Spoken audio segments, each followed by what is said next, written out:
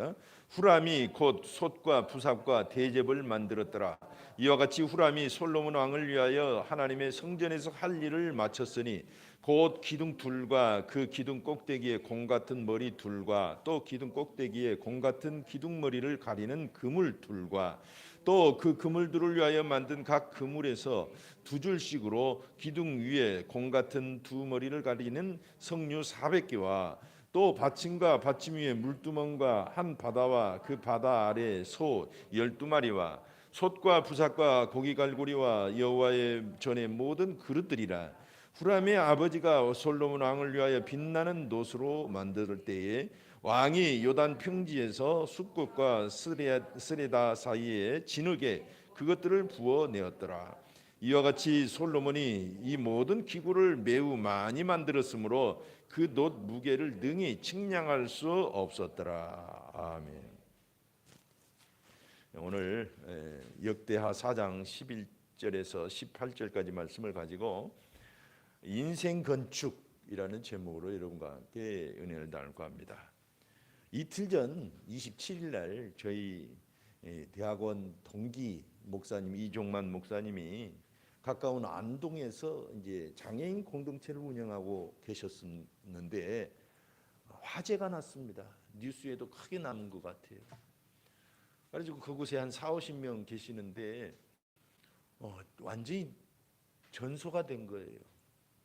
그곳에는 많은 장비들이 있어가지고 소방서 추산만 해도 25억의 재산 피해를 입었다고 하니까 원래 소방서 추산은 굉장히 보수적이잖아요.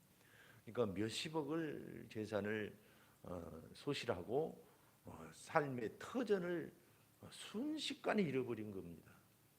그리고 그들의 터전이자 집인 그 공동체가 지금 큰 충격에 빠져 있습니다. 성도는 하나님의 집입니다.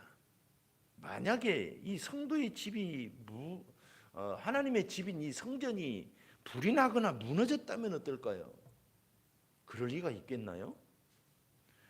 먼저 고린도전서 3장 16절을 보면 너희는 너희가 하나님의 성전인 것과 하나님의 성령이 너희 안에 계시는 것을 알지 못하느냐. 우리가 성도들이 성전임을 굳게 믿습니다. 그렇기 때문에 이 성전이 얼마나 중요한지 몰라요. 에덴 동산이 천국을 상징한다면 그곳에 있었던 최초의 인물이 아담과 하와는 하나님이 계신 성전입니다. 성전. 근데 그만 아담과 하와가 범죄하고 하나님을 내쫓고 나니까 마음속에서부터 자기가 하나님 되고자 하는, 그리고 불순종으로 하나님을 내쫓고 나니까 그만 성전이 무너진 것이 되었습니다. 그러니까 하나님의 형상이라고 하잖아요. 이 아담과 하와, 우리 인간을. 그러니까 하나님이 깃들어 계시고 하나님이 집을 삼아서 이렇게 사람을 집을 삼아서 오셔서 이 우주를 다스리려고 하셨는데 범죄하고 이 집이 무너진 거예요. 쉽게 말해서 불에 타버린 거예요. 성전이 무너지면 천국이 무너집니다. 그래서 에덴 동산을 잃어버리잖아요. 신라원. 그래서 오늘날 인류의 역사가 이와 같이 진행이 된 것입니다. 그래서 우리가 그렇게 원하는 이 아름다운 세상을 만들고 에덴 동산처럼 다시 우리 교회와 가정과 직장을 천국으로 일구 가려면 먼저 성전이 회복이 돼야 됩니다. 다름이 아니라 저와 여러분이 성전이고 모든 성도들이 성전인데 이 성전이 잘 지어져야만 되는 것입니다. 그래야 그것을 통해서 하나님께서 역사하시고 우리 주변을 천국으로 일구 가기 시작하시는 것입니다. 그래서 복음이라는 건 도대체 뭐냐? 복음이 뭘까요? 여러 가지로 표현을 하고 있습니다.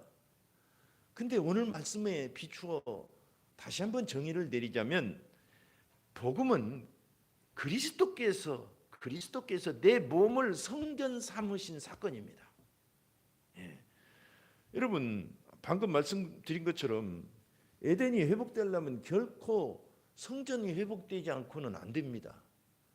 성전인 저와 여러분이 회복되어야 내 주변이 천국이 되기 시작해요. 왜 인생이 이 모양이냐? 우리 집은 왜 콩가루 같으냐? 어떤 사람은 그러거든요. 예수 믿는데 소용이 없다. 내 인생이 펴지질 않네. 그렇게 생각하는 사람이 있어요. 근데 순서가 잘못된 겁니다. 천국이 이루어지려면 무엇부터 회복돼야 된다? 성전이 회복돼야 됩니다. 저와 여러분이 성전이기 때문에 저와 여러분이 회복되면 우리 주변이 천국으로 일궈지기 시작하는 것입니다. 오늘 성전 얘기가 나옵니다. 최초의 성전은 솔로몬 성전이에요. 그 전에는 성막이 있었죠.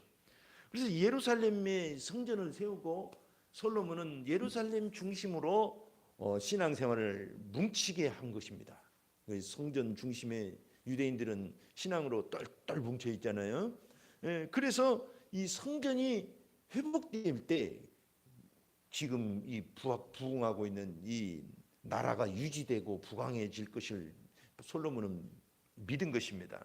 그래서 오늘 12절부터 보면 그 복잡한 기둥 얘기가 나오고 머리 얘기가 나오고 그물 얘기가 나오고 석류 얘기가 나오는 것입니다. 이 성전은 이 앞서서 이 기브온 산당에 솔로몬이 가서 1,000번제를 드리고 와서 구체적으로 진행을 해요. 이 성전을. 기브온 산당은 잘 아시죠? 예루살렘 북쪽에 있는데 그곳에 성막이 보관되어 있었어요. 언덕을 산당이라고 그랬잖아요. 뭐 집이 있어서 산당이 아닙니다. 언덕.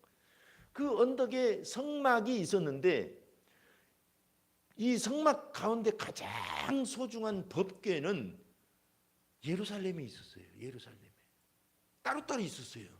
그 전에는 원래 하나 성막 안에 있었어야 됐잖아요. 근데 예전에 엘리 제사장 때 블레셋에게 그만 뺏기고 말잖아요. 그래서 수십 년 동안 이 성막과 이 성막과 법궤가 분리되어 있었어요. 그리고 다행히 법궤는 찾아왔지만 아직 성막 안에 안치를 못하고 있었던 것입니다. 법궤만 이 소중한 물건이기 때문에 예루살렘 다윗이 장막을 별도로 하나 만들어 가지고 그곳에 모시고 있었어요. 그곳에서 예배를 드렸어요. 그래서 다윗의 장막이라는 말이 생긴 겁니다. 근데 솔로몬이 기브온 산당에 가서 1,000번제를 드리고 꿈에 하나님께서 네 소원이 무엇이냐 하실 때 뭘 구했어요? 지혜, 듣는 귀를 달라고 그러지요. 며칠 전에 수요 예배 때 말씀을 나눴습니다. 근데 그렇게 지혜를 구하고 예루살렘에 돌아와서 법궤 앞에서 다시 제사를 드려요. 하나님께 감사의 제물을 드리고 번제를 드려요. 그리고 아무래도 이렇게 따로따로 제사를 드리면 신앙생활에서 이 백성들이 마음이 뭉쳐지질 않고 또 저쪽 성막을 잘못 관리하면 거기서 우상 숭배할까봐 성전을 지키를 마음속에 확실하게 결심을 해요. 성전 이야기는 다윗 때부터 있어 왔지만 하나님께서 네 아들로 말미암아 성전을 지켜 할 것이다라는 약속을 해주셨잖아요. 이것도 기억하고 그래서 구체적으로 결심을 하고 이제 성전을 지으려고 이제 하고 있는 것입니다. 성도가 예수를 믿는다는 것은 앞서 말씀드린 것처럼 성전이 되는 것인데 또 성전을 만들어 가는 것이기도 합니다. 우리는 정말 우리의 몸과 마음에 하나님의 집을 만들어 가야 되는 것이에요. 로버트 벙어라고 하는 분이 목사님이신데 내 마음 그리스도의 집이라는 그림책을 지었어요. 혹시 읽어보셨는지 모르겠어요. 몇 페이지 안 됩니다. 그림이 잔뜩 있기 때문에 글은 몇 페이지 되질 않아요. 그 내용은 뭐냐면 예수님을 믿는다는 건 우리 마음의 집에 예수님을 모셔드리는 거잖아요. 그래서 내 마음이 예수님의 집이라는 것입니다. 그래서 예수님을 기쁘게 해드리려고 집을 열심히 가꿉니다. 청소를 합니다. 그 서재를 청소합니다. 근데 서재를 청소하고 주방으로 가면 서재가 어느덧 지저분해져 있고 오늘 청소하면 또 다음 날 보면 또 지저분해 있고 거실 가서 청소하면 주방이 지저분해 있고 그 다음에 작업실 가서 청소하면 또 거실이 이런 식으로 온통 정신이 없는 거예요. 예수님의 집이라고 믿고 열심히 청소도 하고 예수님 사시기 좋도록 분위기를 만들려고 하는데 감당이 안 되는 거예요. 그래서 지쳐서 이제 모든 걸 포기하게 됩니다. 그때 이제 예수님께서 마음속에 평안을 주시고 이 주인공이 그렇구나. 내가 스스로 이걸 청소를 감당할 수가 없구나. 내가 주인이 되어서 이거 다 한다는 것은 너무 힘든 것이다. 어차피 그분이 주인이니까 모든 것을 주님께 명의 이전을 해드리는 것이 맞구나라는 것을 깨닫게 됩니다. 그래서 당장 뛰어가서 모든 부동산이며 모든 인생의 명의를 주님께 돌리겠다고 와서 무릎을 꿇으면서 주님께 이제 드리는 장면이다. 그리고 나서 온 집이 주님이 다스리는 집이 되어서 평안해졌다는 그런 내용의 재미있는 그림책입니다. 꼭 한번 보시면 굉장히 이 신앙생활에 명확한 그림을 마음속에 그리게 될 것입니다. 에베소서 3장 17절에도 보면 믿음으로 말미암아 그리스도께서 너희 마음에 계시게 하시옵고 너희가 사랑 가운데서 뿌리가 박히고 터가 굳어져서 그랬어요. 믿음으로 예수님이 우리 마음에 계시게 하라는 것입니다. 우리 마음이 예수님의 집이기 때문에 믿음 생활은 곧 예수님을 주인으로 내 집에 모시는 것입니다. 내 마음의 집에. 그게 믿음 생활의 시작이고 믿음 생활은 신앙 생활의 전반적으로 이것을 요약을 하자면 성전을 짓는 것입니다. 아름다운 성전을 짓는 거예요. 솔로몬처럼. 우리가 인생이 정말 흩어지고 망가지고 정말 그렇게 문제가 되는 것은 결국은 성전이 무너졌기 때문입니다. 에덴 동산에서처럼 이스라엘도 성전이 무너지고 성전 예배가 폐지되고 예루살렘이 함락된 그런 역사적 배경을 둘 때는 아주 피폐하기가 그지없었어요. 그래서 이스라엘 왕들 중에는 이 성전을 회복하고자 평생의 전력을 기울였던 사람들이 몇몇 나타난 것입니다. 여러분, 그래서 우리도 우리 인생이 회복되려면 내가 성전으로 제대로 회복이 돼야 된다는 것을 우리는 꼭 명심해야 됩니다. 그렇게 결심을 해야 돼요. 그래서 에베소서 2장 22절 보면 너희도 성령 안에서 하나님이 거하실 처소가 되기 위하여 그리스도 예수 안에서 함께 지어져 가느니라 그랬어요.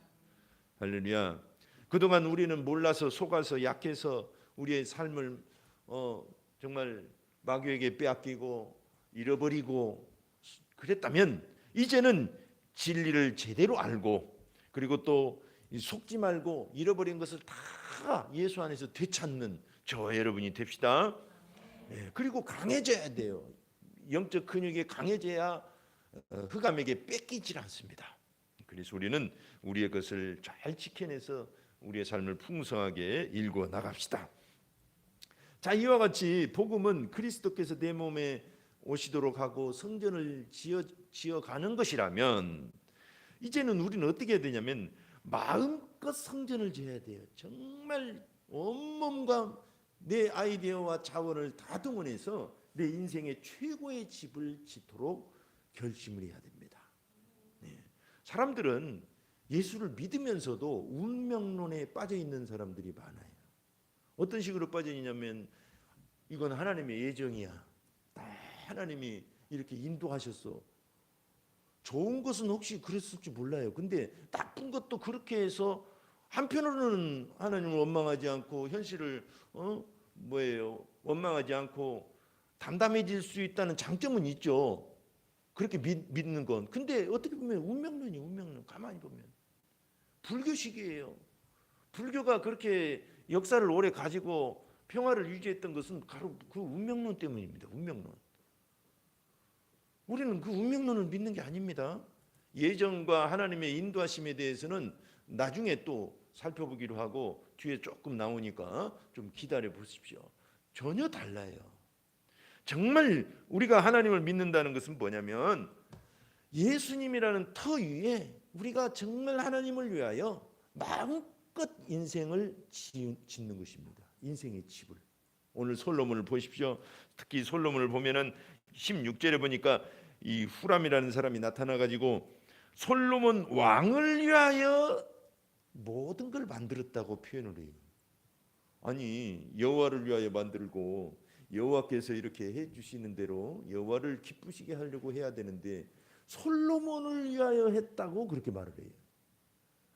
성경을 보면 역대하, 오늘 본문을 볼 것 같으면 두 번, 오늘 본문에는 한 번 나오죠. 역대하 4장 11절에도 솔로몬을 위하여, 열왕기상 7장 40절 45절 이렇게 두 번, 그래서 총 4번에 걸쳐서 이 성전은 순전히 솔로몬을 위하여 그렇게 했다는 거예요.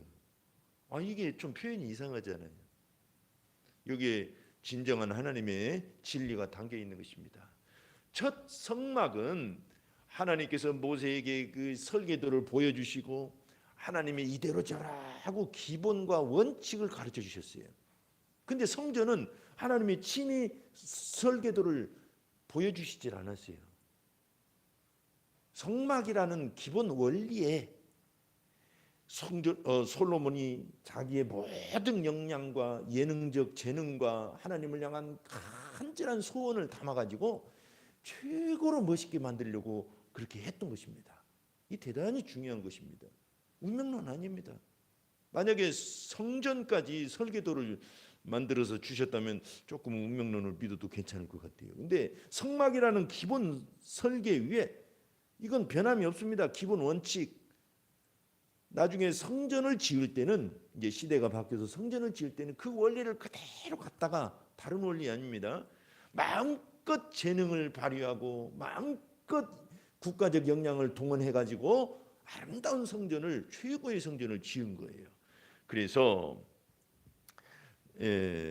보면은 그 역대하 2장 5절에서 6절 보면 하나님의 이름은 크시기 때문에 내가 지을 성전은 아주 커야 된다, 그렇게 막 솔로몬이 말하고 있는 것입니다. 하나님은 크신 분입니다. 그래서 내 인생에 집을 지으려면 정말 거기에 걸맞게 아름답고 풍성하고 크게 짓도록 결심을 하십시오. 정말 이 대목에서는 여러분들 우리의 생각과 감정이 정말 깨어나야 됩니다. 우리 인생 그냥 이대로 살래요. 그것도 감사하죠. 원망 않고 천국 무사히 가는 것도, 그것도 괜찮은 거예요. 근데 기왕에 인생 태어났는데 예수님이라는 터 위에 하나님 주신 인생을 아름답고 풍성하게 내 입을 크게 열라 그러셨잖아요. 크고 아름답게 솔로몬처럼 여러분의 인생을 지키를 결심합시다. 가정도 마찬가지입니다. 이대로면 괜찮아요. 이제 더 이상 어떻게 할 재간이 없어요. 아닙니다.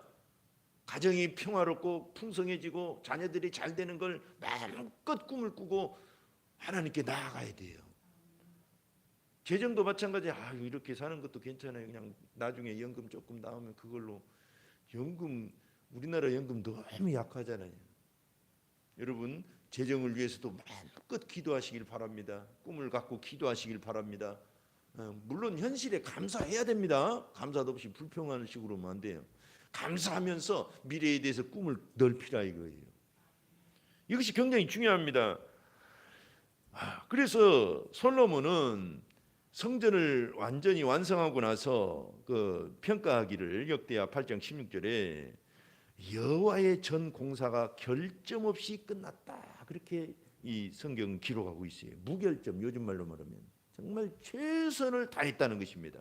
몰빵을 해서 예능, 솔로몬은 예술가잖아요. 예술가, 지혜가이고 또 예술가였어요. 아버지는 음악가고 영성가였다면 솔로몬은 아마 지혜자요 또 예술가라고 표현을 할 수 있어요. 또 과학자이기도 해요. 솔로몬 머리가 좋았어요. 그래서 많은 것들을 연구했다고 말하고 있습니다. 하여튼 이렇게 솔로몬은 자기 역량을 총동원해서 자기 인생의 집 성전을 지었습니다. 국가를 위해서 그렇게 했고 정말 이 땅에 하나님의 이름을 위하여 그렇게 했어요. 우리도 그렇게 하자는 것이 오늘 정말 여러분과 저가 결심하는 것입니다. 그래서 예수님께서도 요한복음 14장 12절을 보면 내가 진실로 진실로 너희에게 이르노니 나를 믿는 자는 내가 하는 일을 그도 할 것이요 또한 그보다 큰 일도 하리니 이는 내가 아버지께로 감이라. 예수님보다 우리가 큰 일도 할 수 있대요. 이걸 오해해 가지고 많은 이단들이 나는 예수님보다 크다 이렇게 말하는 교주들도 있습니다. 그 말이 아니에요.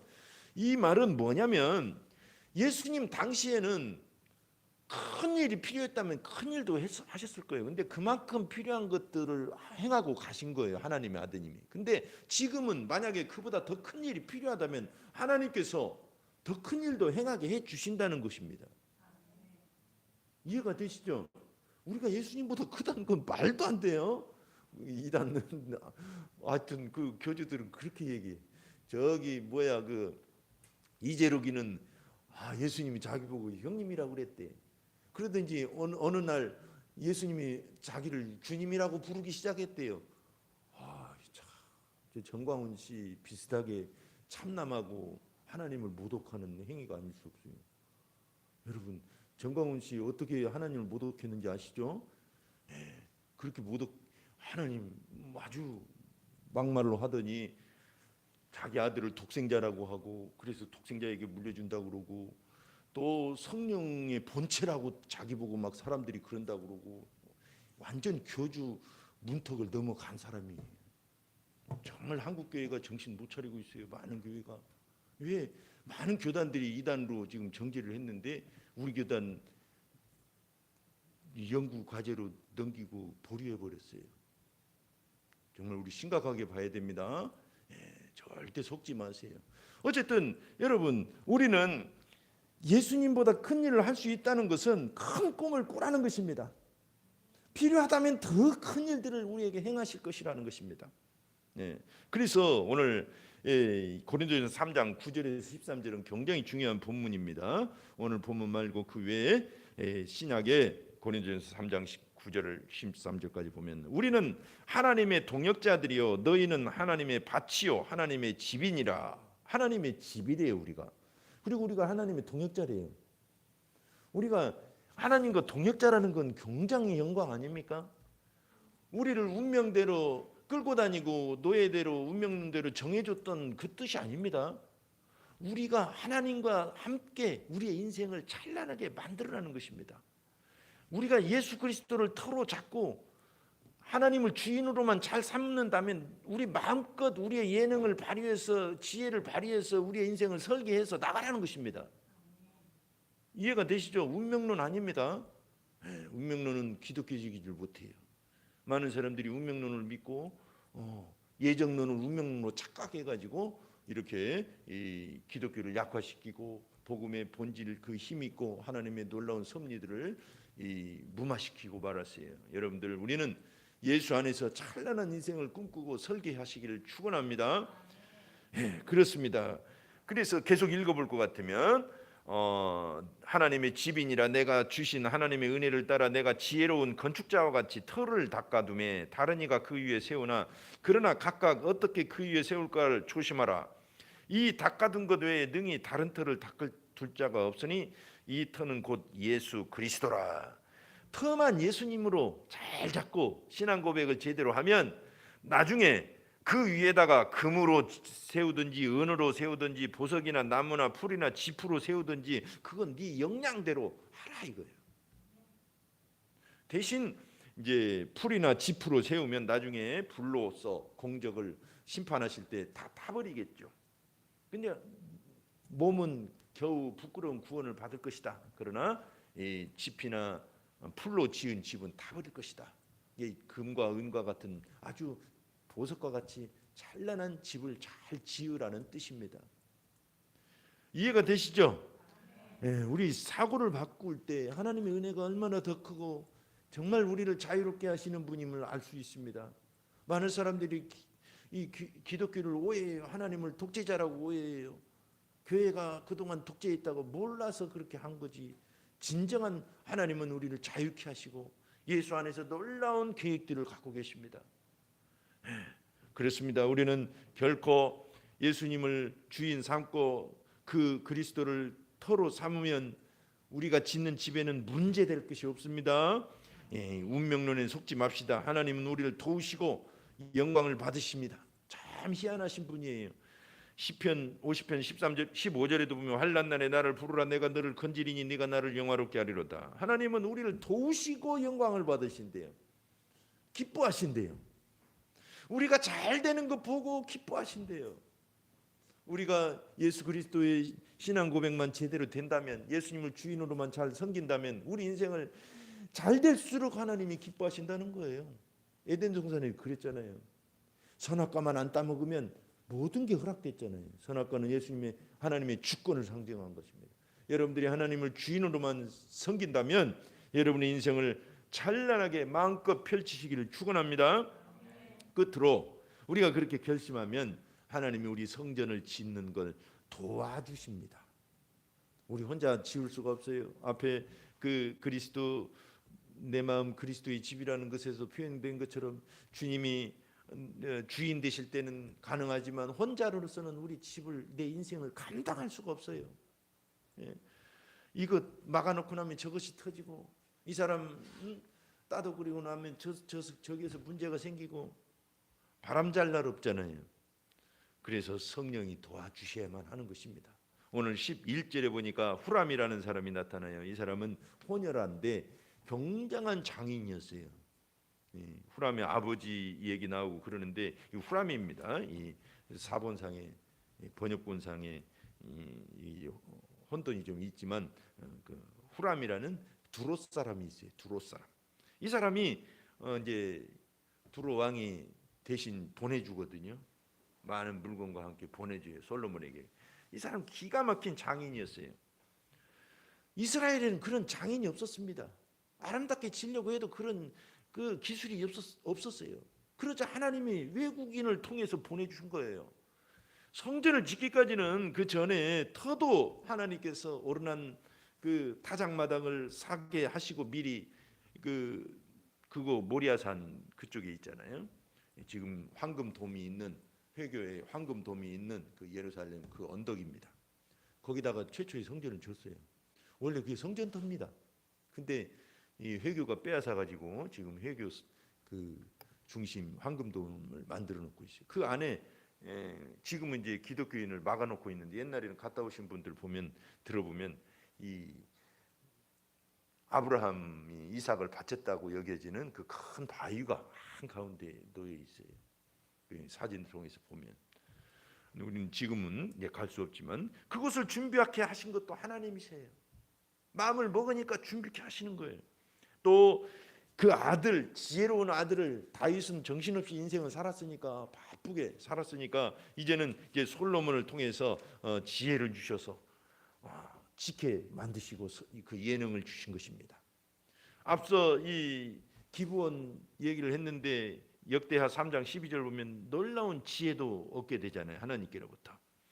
그렇게 해서 이와 같이 하나님은 자원과 사람을 붙여주시고 이 모든 것을 준비케 하시고 도와주십니다.